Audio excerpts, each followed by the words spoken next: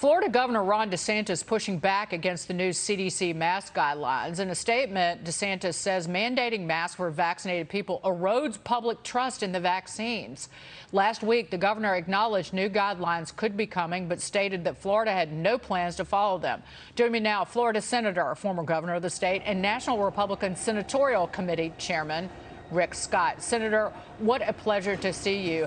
It just seems to be so logical that mandating masks for vaccinated people in almost 2/3 of the counties in this country would erode confidence in the vaccines and actually discourage the unvaccinated from getting the shot. Yeah, it makes no, and this is crazy. It makes no sense. I mean, Democrats want to use fear to control us. So if we got the vaccine, I did, then why do I have to wear a mask?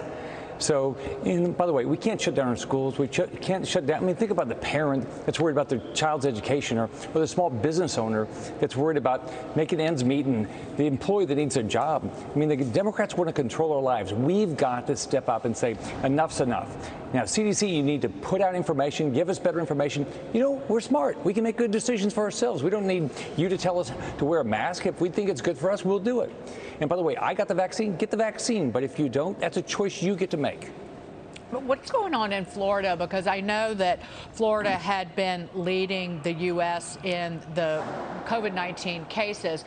But again, there's much discussion among doctors that you need to stop testing vaccinated people because those create kind of a false sense of a dangerous surge. But what is Florida doing to get a handle on the spread of the virus among the unvaccinated and to encourage those people to get a jab? I think the most important thing we all can do is talk about the importance of getting the vaccine, but understanding that you get to make a choice on your own. There shouldn't be any mandate that you get a vaccine, and we shouldn't have the federal, state, or local governments mandating people get a vaccine. So let people make their choices, give them good information. What I've said all along in this is if you give people good information, they'll make good decisions. My parents didn't have much of education. My dad, sixth grade education, my mom, 11th grade. They weren't foolish. They made good decisions. Americans are pretty smart. So give us good information. We'll make good decisions on our own. Is the hospitalizations in the state a problem? Well, it's clearly gone up. The people I've talked to in the hospital business, I mean, they're clearly seeing more inpatients. But, you know, the problem we have with all of government right now is they're not putting out enough good information so we can actually make good informed decisions. Instead of just coming out with some mandate, give us good information. But what I'm completely opposed is we can't shut down this economy again. The Democrats are going to go want to spend trillions of dollars again over some, you know, over COVID again. We can't do that. We can't afford it. And I raised the issue on the 5 yesterday, how politically suspicious it is with the mask mandate coming back. It would cover much of the South and the Southwest, red states that are outperforming blue states in terms of the unemployment rate and the economics there. I want to bring Steve Forbes in here, Senator. Steve? Senator, in terms of something else that's concerning all of us is the Cuban situation. What can we do now in terms of should we welcome refugees? We saw what happened in 1980 with that. What can we? How can we go forward on this? Well, first off, what's going on? Regime? Yeah, this is our big opportunity. The Cuban regime is disgusting. They're beating up peaceful protesters. They've arrested all these dissidents. They're being tortured. The Biden administration's got to show up and do something here.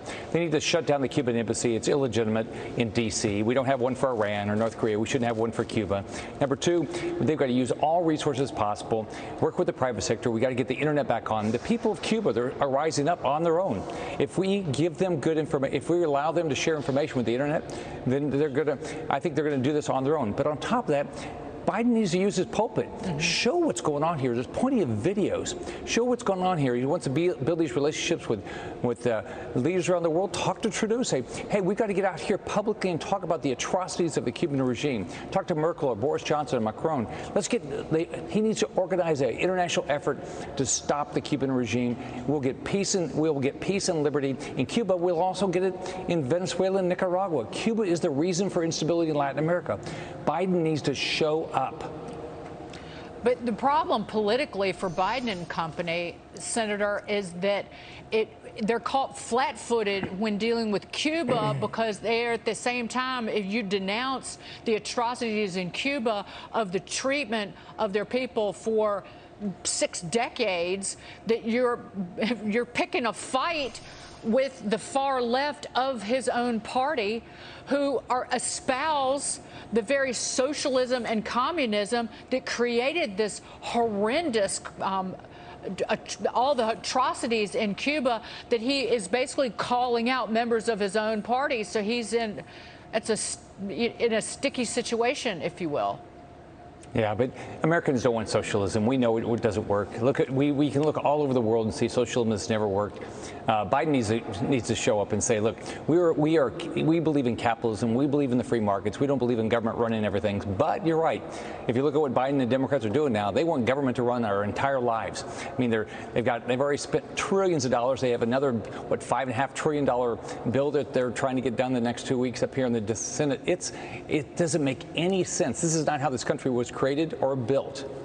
You're talking about the $5.5 trillion, the fuzzy math there, bill, the reconciliation bill. But let's talk about the $1 trillion infrastructure plan.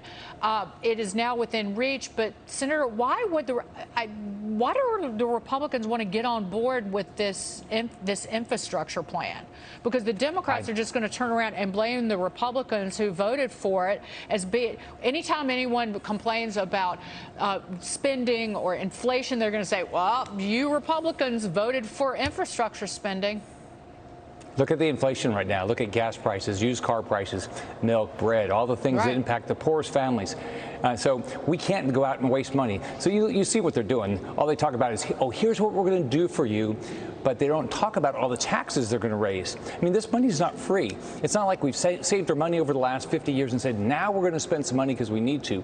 No, we've been wasting our money for decades, and now we want to waste more of your tax dollars going forward. And by the way, if we help the Democrats get this infrastructure bill done, all right, which will ultimately cost you money, it's also going to help them get the $5.5 trillion bill done. That's going to, just make this even worse. Well, why don't other Republican senators say the same thing that you're saying right now? I've been saying this all along. Is like they're trying to pull the wool over your eyes. The Democrats. Well, infrastructure sounds good. I mean, don't we all love infrastructure? But they don't want to talk about how they're going to pay for it. They just want to talk about what they're going to give away. So we're going to, and I am not going to go along with helping them get a $5.5 trillion deal done. I mean, they're going to bankrupt this country. I believe in infrastructure, but I believe in cutting taxes and reducing debt. I did it as governor. You can do all three together. Senator Rick Scott, terrific to see you. Thank you so much. Nice seeing you, Dagan.